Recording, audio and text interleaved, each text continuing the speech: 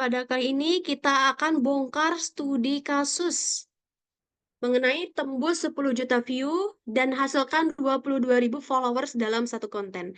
Nah, ini tuh banyak sekali nih. Gimana tips-tipsnya, cara-caranya. Sebenarnya nggak terlalu rumit sih. Jadi kuncinya supaya bagaimana konten viral itu, saya biasanya bermain di keyword atau kata kunci atau SEO. Jadi saya perlihatkan bagaimana cara kerja keyword atau kata kunci atau SEO untuk mengembangkan suatu konten supaya viral.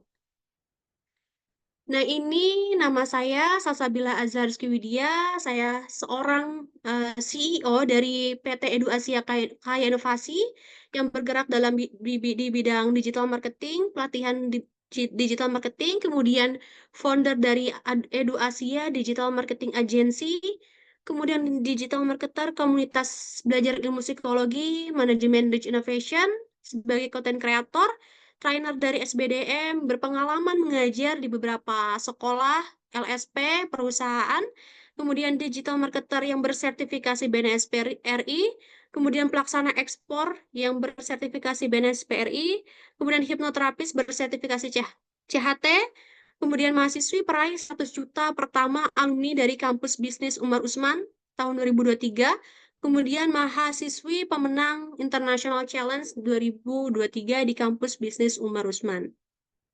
Nah, ini adalah portofolio saya. Ini ada gambar foto saya sedang mengajar di beberapa sekolah, kemudian di perusahaan, lembaga, LSP, dan juga SBDM. Berikut adalah portofolio saya sebagai alumni yang berprestasi di kampus bisnis Umar Usman, kampus untuk para pengusaha. Jadi 1 tahun kuliah sebagai pengusaha, saya di sini meraih prize 100 juta pertama dari digital marketing, kemudian pemenang dari International Challenge. Jadi saya berangkat ke luar negeri itu dari hasil digital marketing saya. Bagaimana cara saya membuat konten, bagaimana mengoptimasi sosial media marketing organik, kemudian bagaimana saya selling, bagaimana saya menjadi admin, itu saya dimaksimalkan supaya dananya terkumpul untuk bisa international challenge ke Malaysia waktu itu. Kemudian saya itu mengolah sosial media, sosmed seperti Instagram belajar ilmu psikologi, kemudian TikToknya belajar ilmu psikologi, kemudian ada Kamazu, dan lain-lain. Nah, sebelum dimulai, boleh rekan-rekan semua buat aktifkan kameranya. Kita akan bermain game dulu nih. Sebelum dimulai materi nih, kita harus lebih rileks dulu nih. Coba boleh tolong diaktifkan kameranya?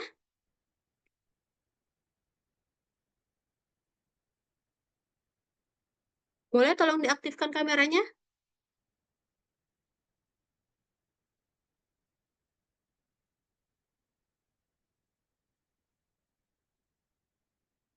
Buat rekan-rekan semua, katakan siap, open mic-nya ya. Siap? Apakah malam ini untuk siap menerima ilmu dan bermain game dulu nih? Katakan siap? Siap. Siap. Siap. Oke. Kita akan Siap. bermain game dulu ya. Siap. Jadi begini instruksinya, jika ada kalimat saya bilang pegang, berarti rekan-rekan mengikuti instruksi dari saya. Misalnya seperti ini contohnya. Saya bilang pegang telinga. Rekan-rekan megang telinga. Saya bilang pegang kepala. Rekan-rekan pegang kepala. Saya bilang pegang pipi. Rekan-rekan megang pipi. Nah, sebaliknya, kalau saya nggak ada bilang, saya bilang pegang, tapi hanya pegang. Pegang telinga. Berarti rekan-rekan tidak memegang telinga, tapi megangnya kepala atau tangan atau wajah. Seperti itu, ngerti? Oke, kita mulai ya. Kita tes dulu nih buat konsentrasinya gitu kan. Oke, siap? Siap. Saya bilang pegang kepala. Saya bilang pegang mulut. Pegang telinga. Ayo ada yang salah pegang telinga. Berarti dipegang nggak? Ikuti instruksi atau enggak? Kan nggak ada kalimat saya bilang pegang. Saya bilang pegang kepala. Pegang tangan? Masih ada yang pegang tangan. Berarti kalau misalnya pegang tangan, kan nggak ada kata saya bilang pegang. Hanya bilang pegang. Berarti teman-teman harus jangan ikuti instruksi saya. Pegang anggota tubuh yang lain. Oke, sekali lagi ya. Saya bilang pegang tangan. Pegang kepala. Saya bilang pegang dahi. Pegang mulut. Masih ada yang salah itu, Kagak. Oke. Terima kasih untuk rekan-rekan semua yang sudah mengikuti gamesnya. Oke, kita lanjut ke materi ya. Nah, ini sebelum kita materi, saya akan tunjukkan akun yang saya kelola. Nah, akun Instagramnya yaitu @belajarilmupsikologi Instagramnya. Nah, ini sudah 28,2 ribu. Sekarang udah 28,3 ribu followers. Nah, di sebelah kanan itu adalah konten yang viral, konten yang meledak. Nah, nanti saya akan jelaskan bagaimana sih konten yang viral, bagaimana pintu-pintu atau jalur-jalur supaya konten itu viral. Di tahun 2024 ini, banyak sekali pintu-pintu menjadi konten yang viral. Jadi, banyak jenisnya. Nah, ini sebelah kiri ada before. Ini adalah akun sebelumnya. Sebelum viral, akunnya followersnya hanya 3.796. Yang sebelah kanan ini setelah viral. Menjadi 28,2 ribu followers. Sekarang udah 28,3 ribu followers. Nah, konten viral itu salah satu dari kunci sosmed marketing organik berjalan. Sisanya, teman-teman harus memprioritaskan konten yang relevan, bernilai, dan juga konsisten. Viral itu adalah salah satu jalan atau kunci untuk sosial media marketing organik. Jadi jangan terlalu terpaku banget harus viral nih, nggak harus viral terus gitu. Viral itu salah satu jalurnya supaya followers kita naik, supaya engagement juga naik. Nah, ini dia insight-insightnya. Ditonton 10,2 juta, 2 juta orang diputar, kemudian 806 ribu like, 3.484 yang komen, kemudian sudah 148 ribu yang di-share, dan 118 ribu yang save. Nah, di sini kelihatan akun yang dijangkaunya adalah 7.330.450, kemudian interaksi realnya sampai 1.076 sekian, kemudian aktivitas profilnya sampai 23,173. 23 ribu yang aktivitas profilnya. Kemudian di sini sukanya ada 806 ribu, kemudian bagikannya ada 148 ribu, simpannya 116 ribu, komentarnya ada 3 ribuan. Nah, di sini jangkauannya paling banyak 99,9% itu bukan pengikut dan 0,1% adalah pengikut. Artinya, ini konten masuk ke dalam FYP atau for your page. Berarti kontennya disebarluaskan jangkauannya kepada bukan followers karena di situ ada 99,9% bukan pengikut yang melihat konten ini. Nah, ini dia sosmed marketing organik, sosial media marketing organik. Nah, sebelum dimulai nih ke slide berikutnya, ada nggak yang mau berpendapat apa itu sosial media marketing organik? Coba boleh? Boleh diaktifkan mic-nya?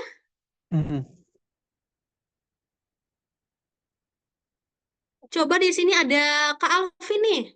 Ada Kak Alvin. Alvin Hardi. Halo Kak Alvin Hardi.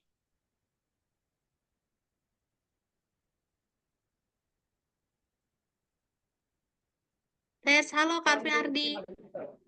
Ya, halo Kak. Oke, menurut Kak Alvin Hardi nih, sosial media marketing organik itu apa sih? Menurut saya sih sosial media marketing organik mungkin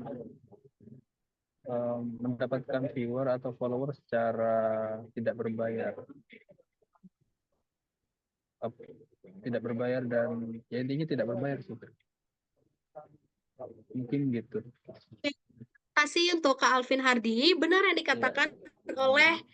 oleh Kak Hardi bahwa sosial marketing organik itu adalah strategi pemasaran yang tujuannya untuk membangun citra perusahaan dengan metode cara natural atau gratis melalui media sosial untuk tujuan jangka panjang. Nah, sebelum kita mengetahui ini bagaimana konten viral, kita harus membentuk mindset dulu nih, harus membentuk basic dulu nih. Sebenarnya apa sih sosial media marketing organik?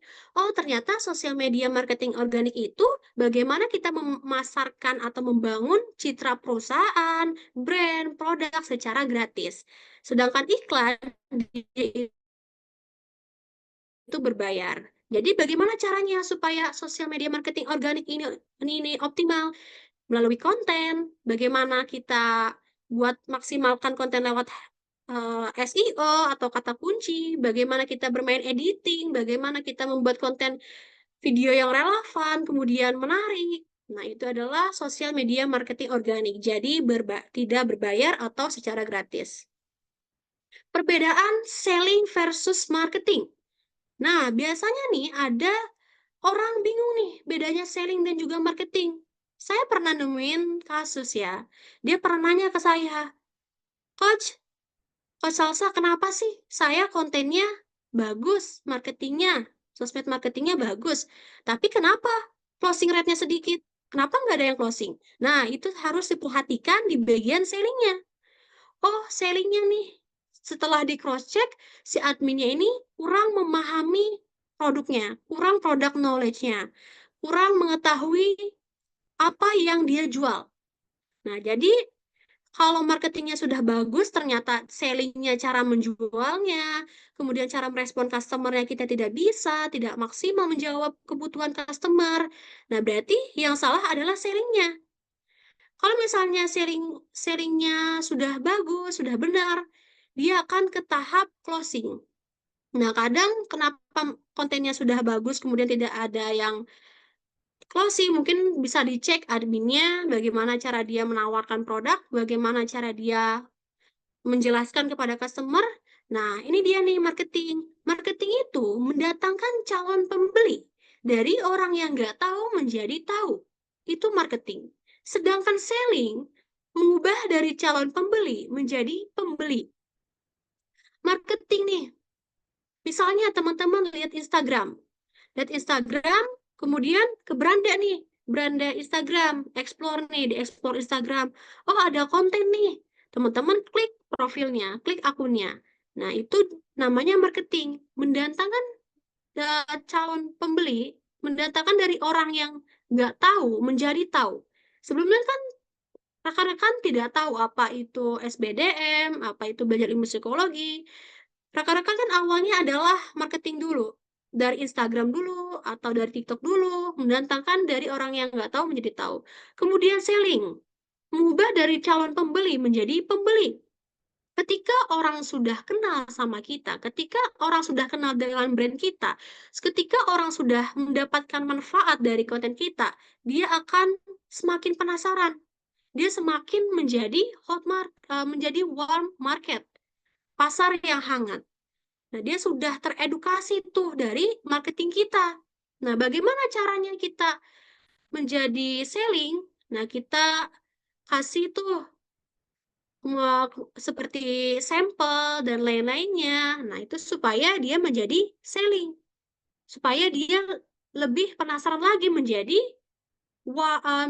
hot market.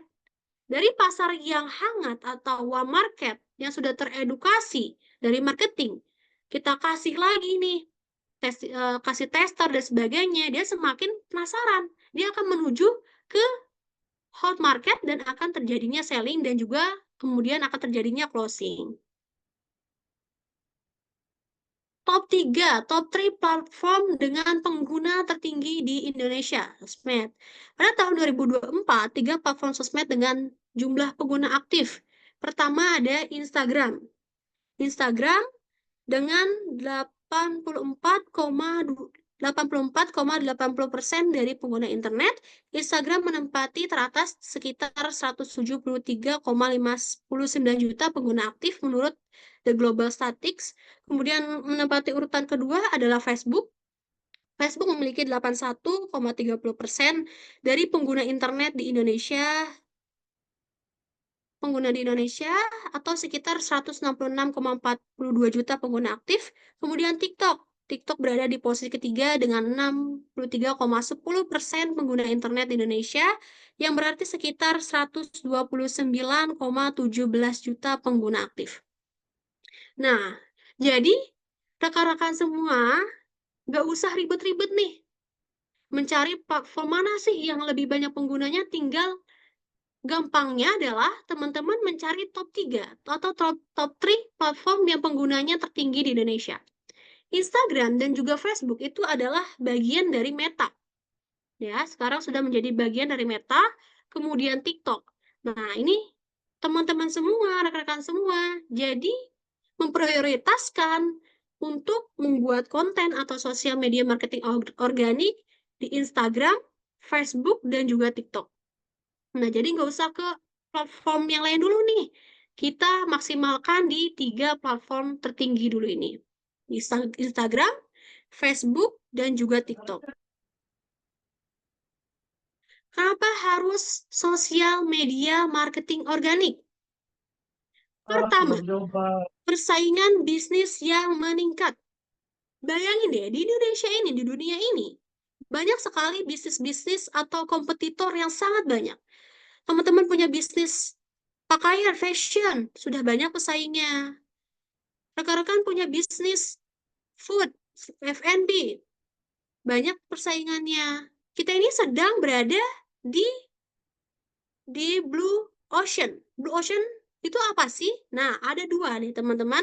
Ada Blue Ocean dan juga Red Ocean.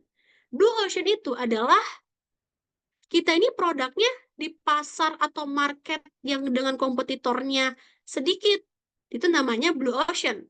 Kalau misalnya Red Ocean adalah kita bermain bisnis kita di pasar atau kompetitor yang sudah ada banyak pemain. Itu disebut dengan Red Ocean. Blue Ocean, contohnya produk-produk yang belum banyak kompetitornya. Kalau Red Ocean seperti minuman boba, minuman manis, itu kan sudah ada di Red Ocean, sudah banyak pemainnya. Nah, kenapa sosial media marketing organik? Kenapa kita harus pakai sosmed? Nah, kalau misalnya kita hanya offline aja, tidak didukung dengan adanya online, kita tidak bisa menjangkau pasar yang lebih luas. Kita nggak bisa menjadi top of mind dari menjadi sebuah brand yang top of mind. Semakin kita dikenal, jangkauannya semakin luas, kita brandnya sebagai brand awareness. Semakin orang brand awareness sudah memperhatikan brand kita, sudah mengetahui brand kita, semakin mereka penasaran. Semakin mereka penasaran, kemudian mereka mencari tahu, kemudian mereka membeli. Semakin menjangkau luas pasar, semakin meningkat adanya brand awareness. Kemudian belum ada kepercayaan para brand.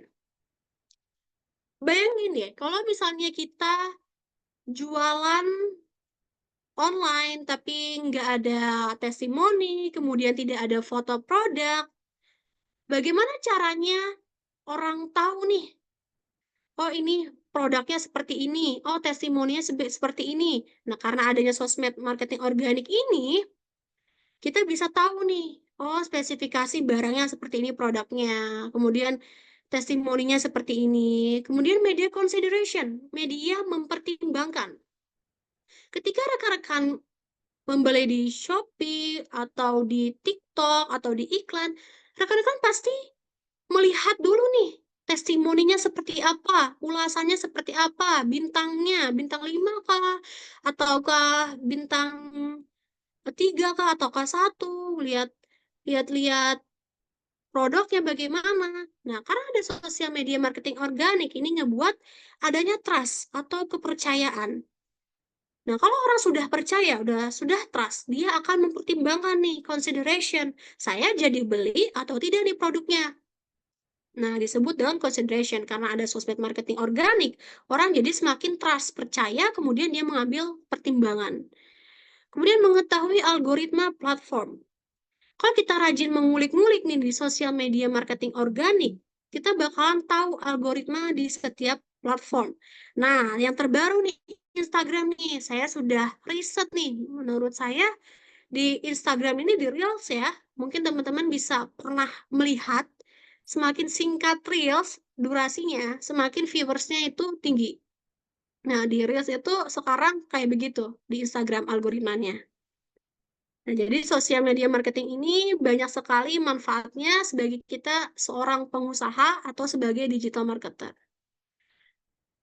Apa manfaat sosial media marketing organik? Yang pertama, hubungan dengan target pasar lebih optimal. Kita buat konten nih, contohnya kita buat konten. Nah, itu kan ditonton tuh oleh jutaan penonton, ditonton oleh jutaan mata. Target pasarnya lebih optimal. Kita bisa menjangkau pasar atau target audiens lebih luas. Kalau misalnya akun kita jualannya adalah produk skincare, terus kita bikin konten-konten tentang skincare, perawatan kecantikan, perawatan kulit. Nah, itu kan kita menjangkau target audiens yang tertarget. Nanti yang bakalan melihat atau menonton atau mengunjungi Instagram kita adalah orang-orang yang menyukai perawatan wajah, kecantikan kulit, kemudian mendapatkan prospek lebih banyak. Semakin orang sudah kenal dengan kita, semakin sudah brand awareness, kita akan mendapatkan prospek yang lebih banyak. Mereka sudah mendapatkan manfaat, mereka sudah kenal, sudah teredukasi. Nah, ketika mereka sudah kenal dengan brand kita, mereka akan penasaran kemudian menanyain admin bagaimana produknya, kemudian kita ngedapetin like, ngedapetin followers. Nah, itu prospeknya lebih banyak. Kemudian meningkatkan brand awareness. Brand awareness itu apa sih? Awareness itu kan perhatian ya. Brand itu dari kata bagaimana kita menciptakan persepsi. Bagaimana kita menciptakan persepsi produk atau layanan kita kepada orang lain. Kita membentuk persepsi produk kita tuh apa sih? Misalnya Wardah nih. Wardah itu persepsinya apa sih brand awareness-nya? Oh, dia adalah produk kecantikan yang halal, muslimah. Brand awareness-nya nih, oh mereka mengetahui nih bahwa di sosial media marketing organik ini, di Wardah ini dia menjelaskan, oh saya adalah produk skincare yang halal. Jadi awareness itu bagaimana caranya orang yang tidak kenal dengan brand kita bisa menjadi kenal, mendapat perhatian melalui apa? Melalui konten. Nah, kemudian meningkatkan pendapatan usaha. Nah, karena ada digital marketing, ada sosial media marketing. Nah, itu kita akan meningkatkan omset. Apalagi kalau misalnya sosial media marketing organik, kita tidak berbayar. Nah, itu akan menekankan HPP. Jadi, bisa lebih gratis gitu. Jadi, tidak ada banyak modal yang dikeluarkan. Nah, semakin banyak orang yang dijangkau dari sosial media marketing organik, kan orang semakin kenal sama kita. Nah, itu kan makin kenal, makin penasaran, kemudian akan terjadinya closing. Nah, itu akan meningkatkan pendapatan usaha. Kemudian aset digital untuk bisnis jangka panjang. Nah, sosmed itu nggak akan pernah mati, kecuali kiamat ya. Kalau kiamat kan semua teknologi bakalan hilang kan. Nah, aset digital nih, sosmed marketing organik ini nih, penting banget. Jadi, dari perkembangan sosial media itu, seiring berjalannya waktu, sosmed itu akan berkembang. Kemudian algoritmanya juga makin berkembang. Jadi aset digital sosmed itu menjadi aset digital yang untuk bisnis, aset jangka panjang. Jadi dia nggak akan hilang, dia akan terus berkembang, kemudian semakin optimal lagi. Kemudian ada customer journey ini. Ada customer journey. Di sini ada brand exposure, kemudian ada brand engagement, soft lead generation, ada prospect conversion, Kemudian ada customer retention, brand exposure. Bagaimana brand kita ini lebih banyak diketahui oleh orang-orang atau target audience. Contohnya kayak gini. Teman-teman buka Instagramnya SBDM. Nah, teman-teman lihat nih, I've seen your brand. Saya melihat melihat brand kamu. Brand exposure. Semakin banyak orang yang mengenal dengan produk kita. Kemudian kalau sudah kenal, terjadilah brand engagement. Dia melihat nih konten-konten kita nih. Oh, kontennya bagus-bagus nih. Saya like ah, saya share ah. Itu adalah brand engagement. Kemudian terjadilah soft lead generation. Dia sudah mendapatkan manfaat, sudah kontennya sudah bernilai, dia semakin penasaran dengan produk kita, dia terjadilah selling atau dia terjadilah lead. Dia bakalan menghubungi adminnya. Dia menghubungi adminnya, kemudian nanti adminnya minta nama kakak siapa, kemudian profesinya apa. Nah, kita dapat tuh data-datanya, kontaknya. Buat apa? Buat nanti ke depannya kita di rawat lagi customernya supaya kita lebih tahu target audiens kita, customer kita itu siapa. Kemudian prospect conversion, terjadilah penjualan, kemudian terjadilah closing. Kemudian I am a loyal customer. Kalau orang sudah puas dengan produk atau layanan kita, dia bakalan beli terus. Bahkan kalau misalnya sudah puas dengan produk atau layanan kita, dia bakalan merekomendasi kepada orang lain untuk produk merasakan manfaat produk yang dirasakan. Jadi penting banget nih buat rekan-rekan memberikan pelayanan terbaik, kemudian memberikan manfaat, gak hanya niatnya adalah jualan, tapi niatnya sama-sama memberi manfaat gitu. Berikan service atau layanan yang paling terbaik supaya menjadi customer yang loyal.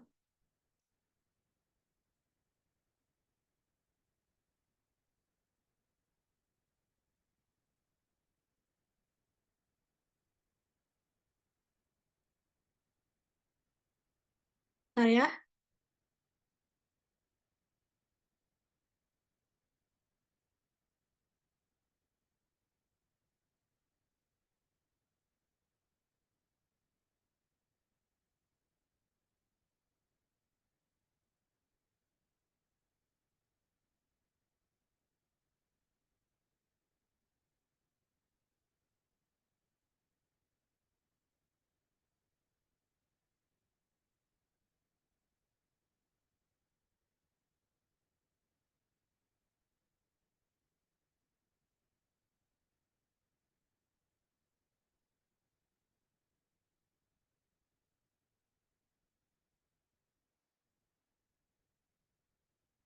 Di sini ada persiapan sosial media marketing organik.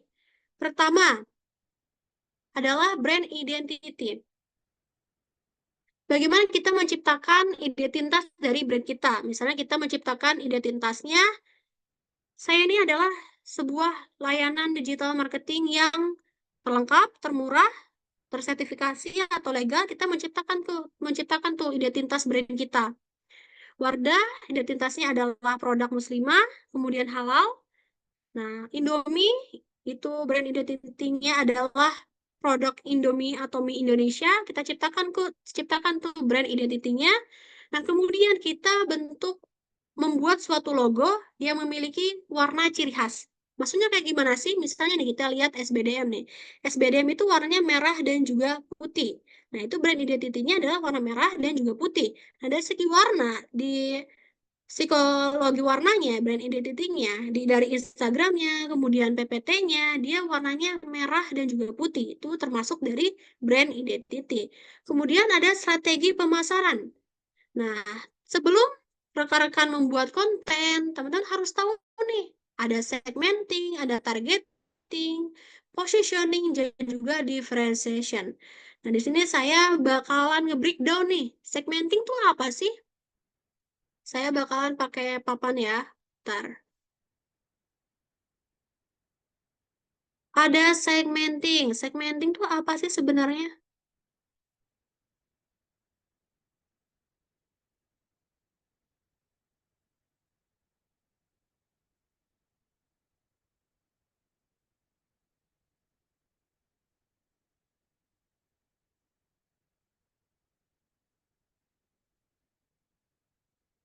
segmenting. Segmenting itu bagiannya pertama ada psikografis.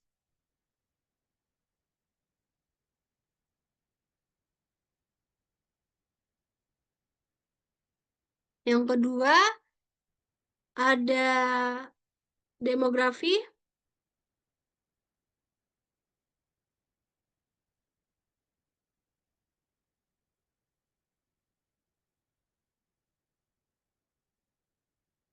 Kemudian ada geografi.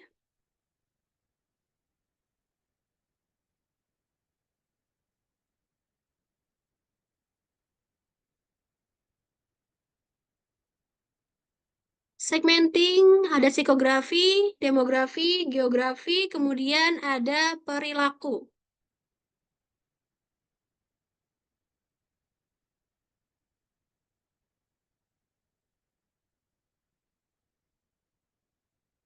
Psikografi kita harus tahu nih, kita harus tahu minat atau hobi dari si target audience.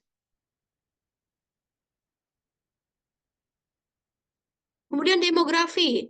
Demografi adalah usia. Usianya berapa?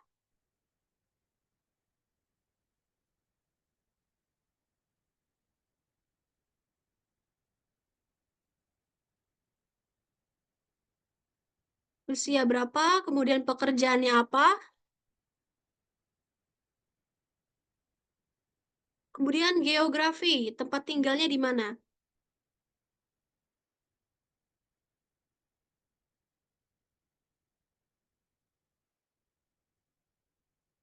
Kemudian perilaku, kebiasaannya.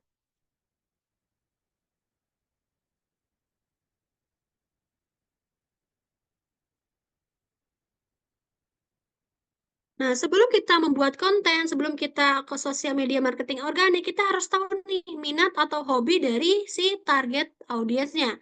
Misalnya psikografi, minatnya. Saya kan untuk optimasi sosmed organik dari belajar ilmu psikologi. Psikologi berarti minatnya adalah kesehatan mental, kemudian tentang psikologi umum. Nah, kita harus tahu nih minat mereka itu apa. Kemudian ada demografi. Demografi itu kita harus tahu dia usianya berapa tahun, kemudian pekerjaannya apa, tempat tinggalnya di mana. Kalau geografi, demografi kita harus tahu nih, oh target audiens kita adalah orang yang berusia berapa tahun, kemudian pekerjaannya apa, kemudian geografi, tempat tinggalnya di mana. Oh, tempat tinggalnya, target audiens saya, customer saya di Jakarta, di Bogor, di Surabaya, kemudian perilaku atau kebiasaannya kita harus tahu juga.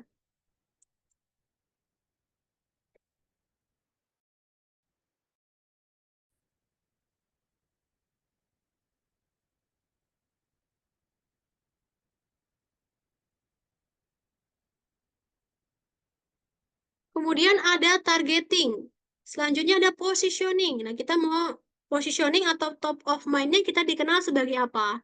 Kemudian differentiation. Produk atau jasa kita ini apa sih pembedanya dibanding produk atau layanan dibanding dengan kompetitor lain? Apa sih alasan si customer atau target audience buat membeli produk kita itu alasannya apa sih? Pembedanya apa sih dibanding kompetitor? Kemudian ada customer need dan juga problem. Kita harus tahu kebutuhan dari customer apa, kemudian masalahnya apa. Contohnya, customer need, misalnya skincare untuk menghilangkan jerawat. Itu adalah problemnya. Nah, berarti orang butuhnya need-nya apa? Berarti dia membutuhkan skincare dengan bahan-bahan yang mengandung niacinamide. Nah, jadi kita memberikan solusi dari problem mereka. Apa sih yang mereka harapkan? Apa sih yang mereka butuhkan dari produk kita? Kemudian tentukan goals. Kita tentukan goals jangka panjang atau jangka pendek. Misalnya jangka pendeknya, saya pengen nih konten saya bulan ini nembus 7.000 penonton. Kalau tahunan jangka panjang, oh saya punya target sosial media marketing organik, konten saya follower saya naik nih sampai 1 juta followers. Kemudian skill content marketing, ada visual dan juga copywriting. Visual itu ada kayak konten video, konten gambar, kemudian copywriting. Copywriting itu ada ilmunya. Copywriting itu ilmunya adalah AIDA, yaitu attention, interest, desire, dan juga action. Nah, jadi interest itu bagaimana caranya kita mancing orang untuk lanjut lihat konten kita, semakin penasaran, dia ada di bagian judul. Kemudian interest, kita ngasih informasi-informasi, desire, kita menjelaskan value atau nilai dari produk kita, kemudian action, kita mengarahkan kepada pembelian, misalnya segera hubungi admin, dan lain-lain. Kemudian ketahui tren dan algoritma terbaru. Kita harus tahu tren dan juga algoritma terbaru di 2024. Nah, ini dia. Stop bikin konten kalau belum product knowledge 100%. Nah, saya di sini mau nanya, sebelum kita lanjut, saya mau nanya ke siapa ya? Ke Kak Afi nih, ke Kak Afi nih. Halo Kak Afi, apa masih ready? Boleh teman-teman ketik di kolom komentar, apakah boleh saya lanjut? Ketik lanjut ya, kalau misalnya sudah tidak ada yang ditanyakan, boleh ketik lanjut di kolom chatnya, ketik lanjut. Lanjut, oke lanjut ya. Nah ini nih, stop bikin konten kalau belum product knowledge 100%. Kenapa sih saya bilang jangan buat konten dulu sebelum product knowledge 100%. Nah ini dia kesalahan dari kita sebagai pebisnis atau seorang marketer. Kita belum kenal nih produk yang kita jual itu apa sih? Kebanyakan nih kita nggak jual produk, tapi kita tidak merasakan sendiri produknya. Misal kita jualan hijab atau pakaian gitu kan. Kita ngejualin ke orang nih, tapi kita sendiri nggak pernah pakai pakaian atau produk yang kita jual. Nah, bagaimana kita ingin menceritakan experience pengalaman kita ke orang lain, sedangkan kita sendiri belum merasakan produk kita? Ketika bingung untuk marketing itu, karena kuncinya rekan-rekan belum mengenal produk sendiri. Nah, ini penting banget nih sebelum teman-teman bikin konten, teman-teman harus product knowledge 100%.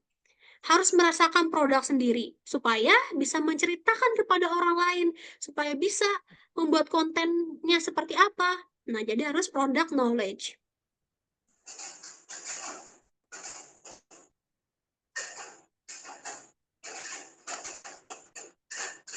5 alasan pentingnya kenal produk. Kenal produk 100% sebelum membuat konten. Product knowledge adalah pemahaman mendalam tentang produk yang kita jual, sehingga kita bisa menjelaskan, berbagi pengalaman, dan membantu customer membuat keputusan yang tepat. Nah, yang sudah saya sampaikan, kita harus paham nih, paham dengan produk yang kita jual. Kalau kita sudah paham, kita sudah merasakan produk kita itu gimana, nah sehingga kita bisa menjelaskan, kita bisa menceritakan ke orang lain, oh Bu, Pak, ini produknya loh, bahannya, bajunya adem gitu kan, saya udah coba. Jadi bisa menyerap keringat, misalnya yang dijual adalah gamis pakaian gitu. Kita coba dulu tuh gamisnya, kita rasain dulu produknya. Baru kalau kita sudah merasakan, kita jelasin ke orang.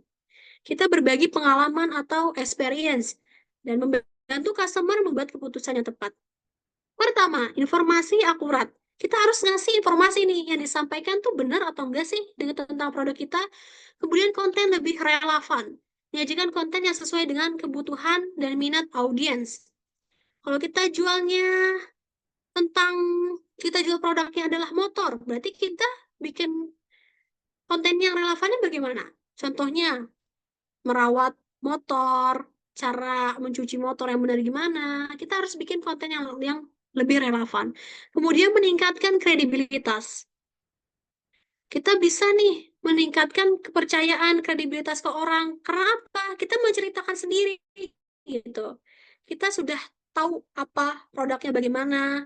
Nah, itu kan orang jadi lebih percaya gitu. Oh, ternyata kebayang nih produknya seperti ini, spesifikasinya seperti ini. Kemudian konten yang kreatif dan menarik. Membuat konten yang inovatif dan menarik dengan menonjolkan fitur-fitur produk. Nah, jadi harus kenal dulu nih 100% dengan produk kita. Nah, saya berbagi pengalamannya. Waktu dulu itu, sebelum saya marketing, saya coba dulu produknya nih. Produk yang saya jual adalah kelas-kelas hipnoterapi. Nah, saya pelajari dulu tuh, hipnoterapi itu apa sih hipnoterapi?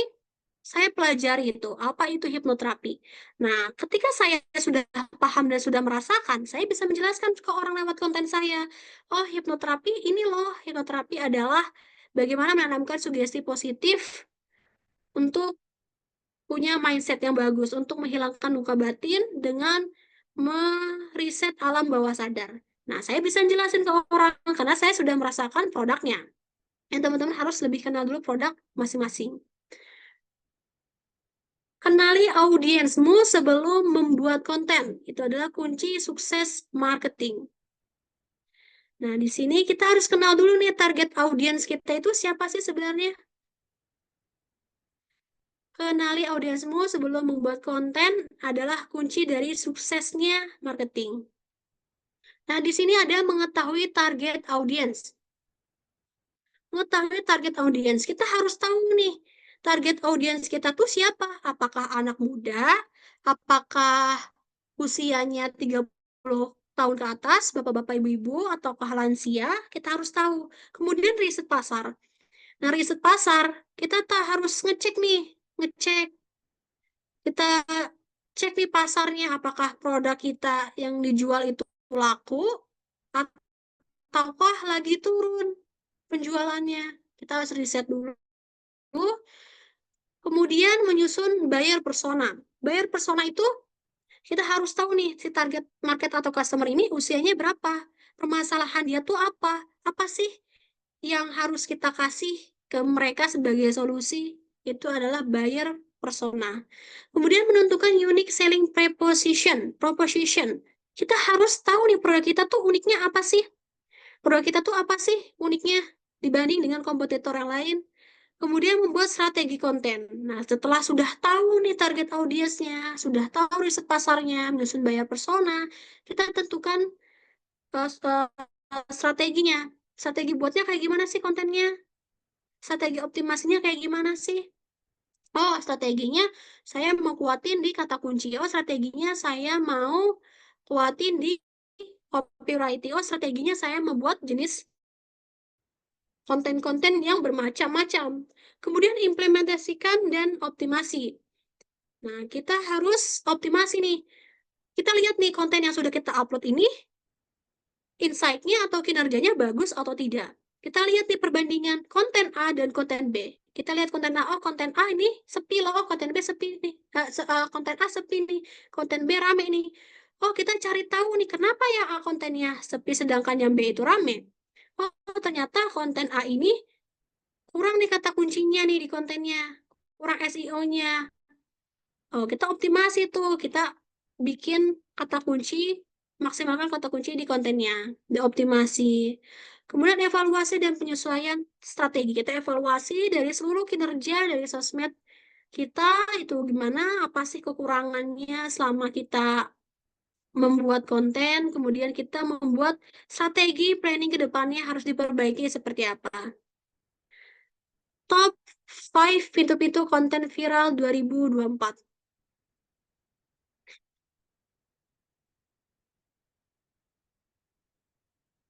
Konten viral itu adalah salah satu jalan. Jalan agar meningkatkan followers, meningkatkan brand awareness. Yang paling penting adalah teman-teman punya konten, menyajikan konten yang bernilai, relevan, dan juga konsisten. Kalau viral adalah salah satu jalan atau pintu supaya kita lebih dikenal. Ingat, konten itu harus relevan, bernilai, dan juga konsisten. Nah, saya di sini bakalan praktik praktik di Google Trends. Rekan-rekan bisa catat nih, catat di notes Google Trends ya. Saya akan buka Google Trends.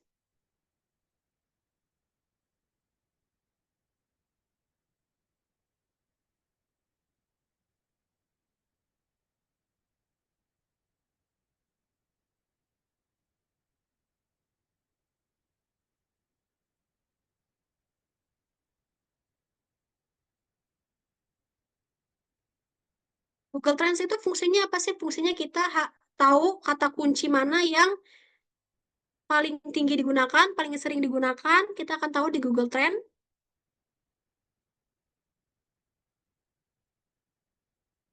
Nah, ini dia. Jadi teman-teman buka di Google-nya, boleh sambil praktik, buka ketik Google Trend. Ini paling atas Google Trend.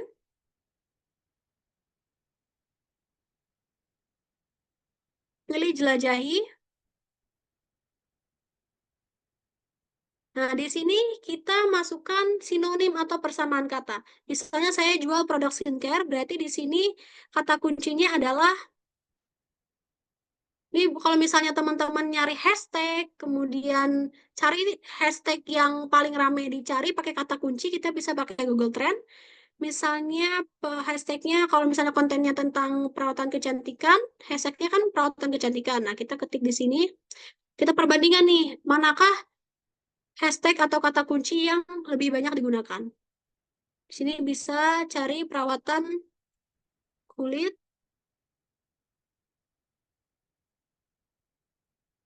kemudian di sini kita cari juga perawatan wajah.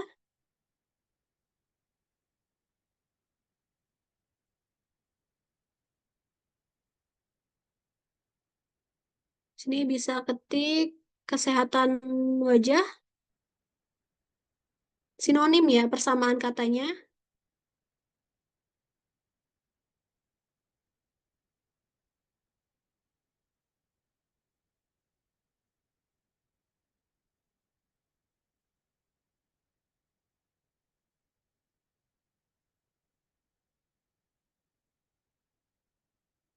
Saya setting di sini pakai bahasa apa ini? Saya kotanya Indonesia, saya setting di kota Indonesia. Kemudian periodenya 12 bulan terakhir. Nah, di sini kelihatan nih kata kunci yang sering dipakai itu tahun 2023 paling tinggi itu adalah perawatan wajah. Nah, itu berarti orang pakai kata kunci atau hashtag itu paling banyak adalah perawatan wajah. Kemudian disusul sama 2023 November, yaitu perawatan wajah juga. Kemudian 2024 Februari dia perawatan wajah juga disusul dengan perawatan kulit. Nah nanti bakalan nyambung nih ke konten kita.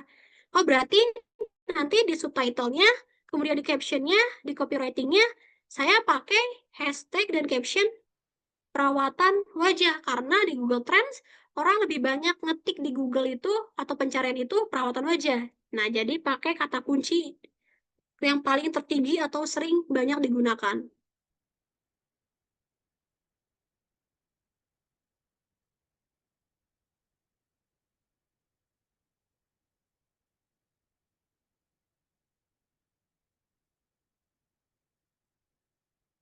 Terus nih, kalau misalnya rekan-rekan bingung nih buat cari ide konten itu gimana sih? Nah, ini dia solusinya. Teman-teman bisa cari di Pinterest, buka Pinterestnya,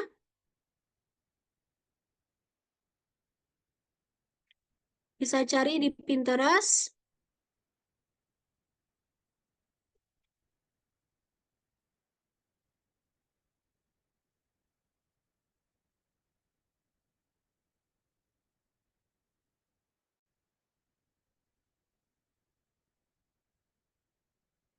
Misalnya teman-teman bingung nih, oh saya buntu nih, idenya lagi nggak nemu kok, nggak nemu ide nih.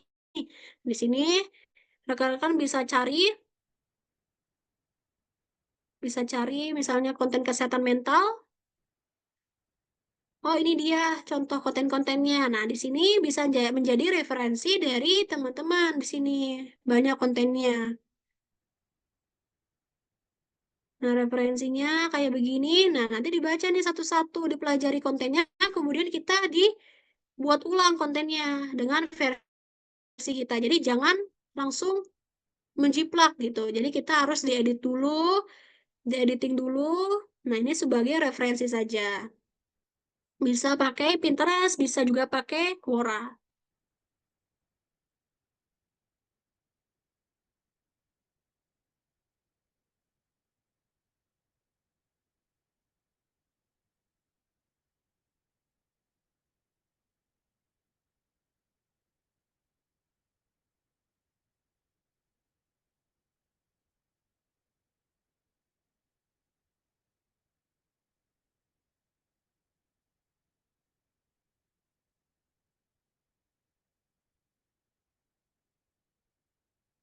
Di sini ada top 4 pintu-pintu konten viral. Pertama nih, berdasarkan dengan riset yang saya lakukan. Pertama, di 2024 ada konten remix nih. Konten remix itu atau apa sih? Konten remix itu adalah konten yang dibuat dengan mengedit, menggabungkan atau memodifikasi konten yang sudah ada untuk menciptakan sesuatu yang baru dan unik. Contohnya ada konten stitch video, ada reaction video, terus kemudian ada penggabungan video viral, kemudian ada konten yang kontroversi positif atau negatif. Maksudnya apa sih kontroversi itu?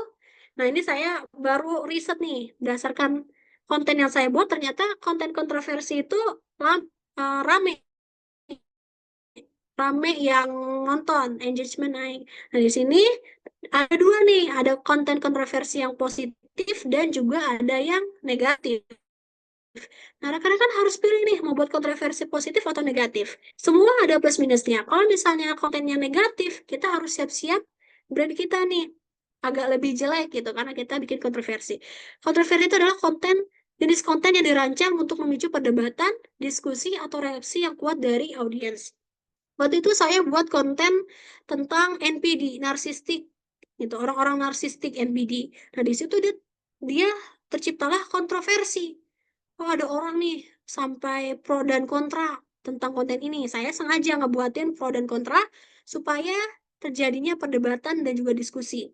Di situ ketika banyak orang yang di komentar, mengomen di ada komentar di konten kita, itu terjadinya diskusi perdebatan. Nanti ketika banyak orang yang komen, kemudian ada orang yang nge-share, itu semakin engagement naik, kemudian kita semakin dikenal, konten semakin ramai. Nah, sekali-kali rekan-rekan bikin konten yang kontroversi, tapi konten kontroversinya itu ya jangan yang negatif. Jadi bikin konten yang menimbulkan pro dan kontra supaya ramai kontennya. Saya waktu itu bikin konten yang seperti itu. Saya bikin konten yang bikin orang mancing nih buat pro dan kontra. Kemudian ada konten edukasi, konten yang memberikan knowledge atau ilmu. Nah, kita ngasih ilmu di konten edukasi. Konten edukasi itu kayak gimana sih? Ada konten tips and trick, kemudian ada konten pengenalan produk, memecahkan solusi dari permasalahannya. Kita memberikan ilmu, kita memberikan knowledge. Dan disebut dengan konten edukasi. Kemudian konten parodi, konten yang meniru dan mengubah elemen dari karya yang sudah ada seperti film, lagu, atau iklan dengan cara yang lucu atau kritis dengan tujuan utamanya adalah untuk hibur. Nah, saya sering berseliweran tuh. Saya kan saya itu ya, buka sosmed itu nggak cuma scroll, oh konten parodi, oh nggak scroll konten kontroversi, oh nggak scroll konten remix. Oh ternyata di tahun 2024 ini loh, 4 konten ini loh yang bikin konten kita viral. Ada pertama ada konten remix, kedua ada konten kontroversi, positif atau negatif, kemudian ada konten edukasi, kemudian ada konten parodi. Nah, ini rekan-rekan coba bisa di testing, bisa dicoba bikin konten seperti ini.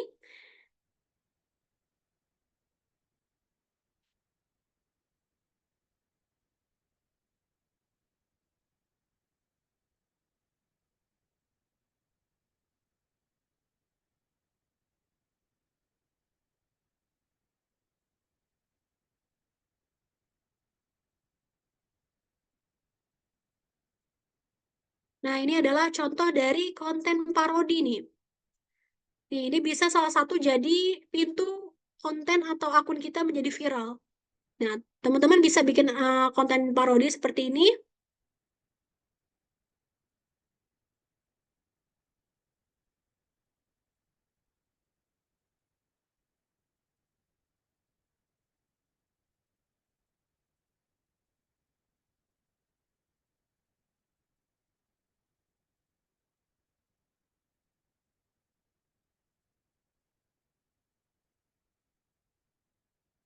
Parodi itu lagi ramai banget ya, entah di Instagram, entah di TikTok, itu lagi ramai. Silakan rekan-rekan untuk coba bikin konten parodi.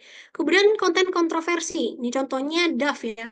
Daf itu konten kontroversinya, dia memecahkan mindset bahwa cantik itu harus putih. Nah, di sini bikin kontroversi ya, biar memancing pro dan kontra, biar memancing perdebatan atau diskusi.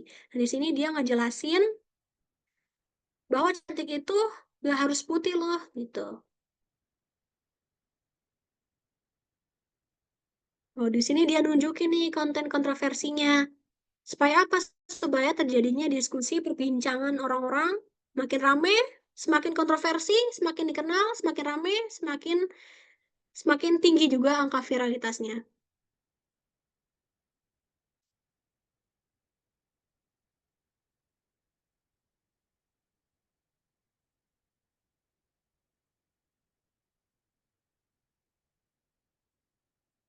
Nah, kayak gini,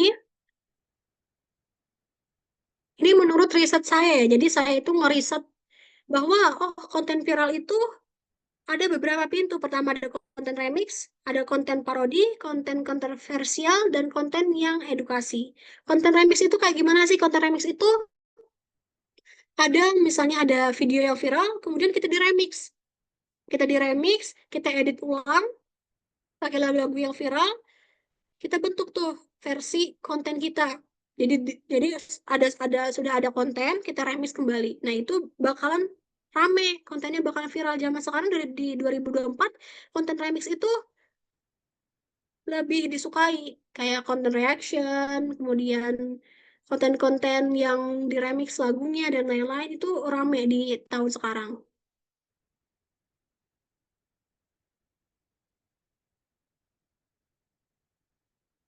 Ini dia adalah konten yang ramenya. Nah, saya pakai strategi konten remix. Nah, kenapa 5 faktor Reels ini tembus 10,2 juta? Pertama, saya buat adalah konten remix. Konten yang dibuat dengan mengedit, menggabungkan atau memodifikasi konten yang sudah ada untuk menciptakan yang suasana yang baru dan unik. Nah, jadi saya waktu itu lihat konten di Reels, di TikTok, konten tentang Shakira. Mungkin anak muda tahu ya, Ruang Guru yang COC itu. Saya tahu nih, oh, nih kakak ini lagi rame nih diperbincangkan di sosial media.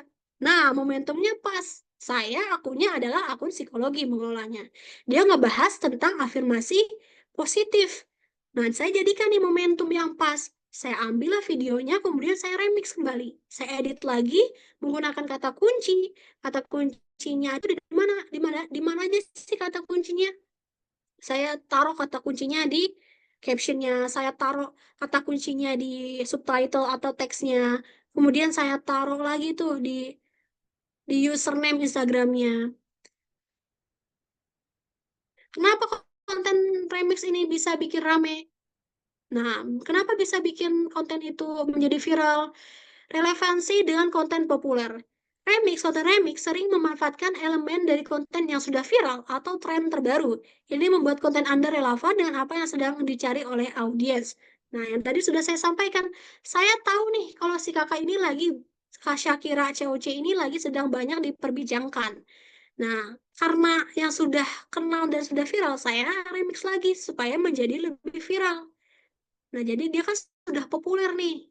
Supaya mendongkrak angka viewers, saya memanfaatkan kondisi kondisi dari sosmed yang lagi viral, orang-orang yang lagi viral tuh siapa aja gitu.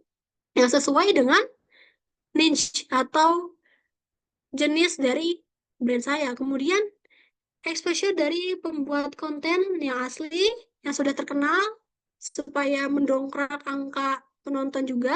Kemudian kreativitas dan inovasi. Konten remix yang menambahkan elemen baru atau kreatif pada konten yang sudah ada dan menawarkan sesuatu yang segar dan menarik, memungkinkan konten Anda dibagikan atau diperhatikan. Nah, ketika kita sudah mendapatkan nih kontennya nih, kita remix kembali, kita hias pakai tulisan, kemudian hias pakai subtitle. Ini kontennya nih.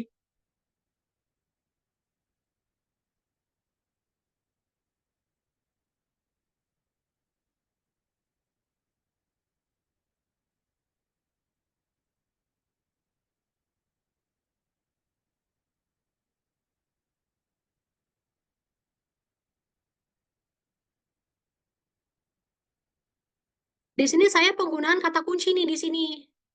Nah, saya akan bongkar Instagramnya, Instagram yang saya kelola biar rekan-rekan lebih paham lagi.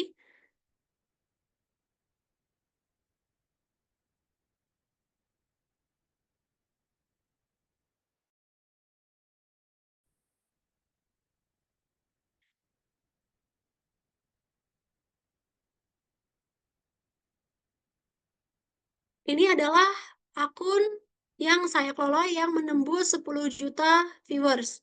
Namanya @belajar ilmu psikologi. Rekan-rekan bisa cek di handphonenya, bisa follow juga kalau misalnya pengen tahu insight tentang psikologi dan kesehatan mental, tentang mengobati luka batin. Rekan-rekan bisa buka Instagramnya. Nah, ini udah 28,3 ribu pengikut. Nah, ini dia konten-kontennya di bawah. Nah, ini dia kontennya yang viral nih.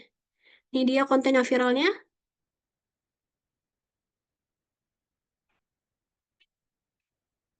Nah, saya di sini ada pemaksimalan atau mengoptimalkan di bagian judulnya nih. Di bagian judulnya yang pentingnya afirmasi yang positif. Nah, judul ini fungsinya apa? Judul ini harus relevan. Relevan dengan niche atau target audiens dari akun kita. Judulnya ini fungsinya untuk apa? Untuk si algoritma ini memahami dari isi kontennya.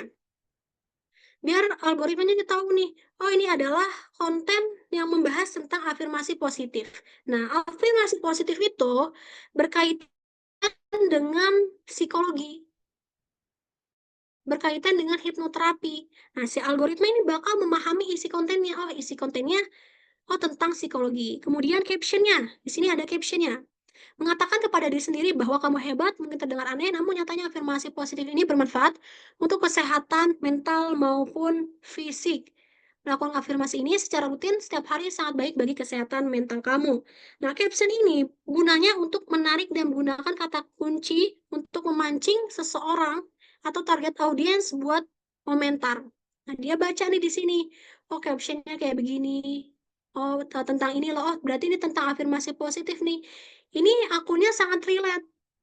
Kontennya sangat relate. Ini kontennya ngebahas afirmasi positif, username-nya belajar ilmu psikologi. Relate nih, oh belajar ilmu psikologi berarti kontennya tentang psikologi, tentang alam bawah sadar, tentang afirmasi. Kontennya relate dengan judulnya, dengan captionnya. Nah, kemudian di sini ada hashtag nih, penggunaan kata kunci di hashtag atau keyword. Saya pemaksimalan semua satu konten ini dari mulai caption, hashtag, dan juga konten, kemudian judul, subtitle, saya pemaksimalan di kata kunci.